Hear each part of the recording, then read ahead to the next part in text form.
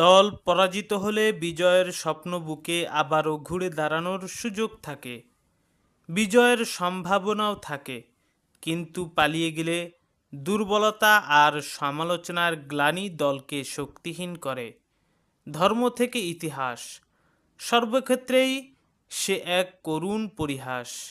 কৌশলগত কারণে আত্মগোপন সিদ্ধ, কিন্তু পলায়ন সে ভীরুতার চূড়ান্ত কারণ। পোস্ট করেছেন অন্ধভিপি আতিকুজ্জামান সেলিম। তিনি গতকাল তার ফেসবুক ওয়ালে আরও একটি পোস্ট করেছেন। দুর্নীতির দ্বারা জয়ী হওয়া আর দুর্নীতির কারণেই পরাজিত হওয়া উভয় ক্ষতিকর, দেশের জন্য ক্ষতিকর। বাহ্যিকভাবে ব্যক্তি বিশেষ দুর্নীতির উপকারভোগী হলেও সামগ্রিকভাবে সবাই দুর্নীতির কারণেই ক্ষতিগ্রস্ত।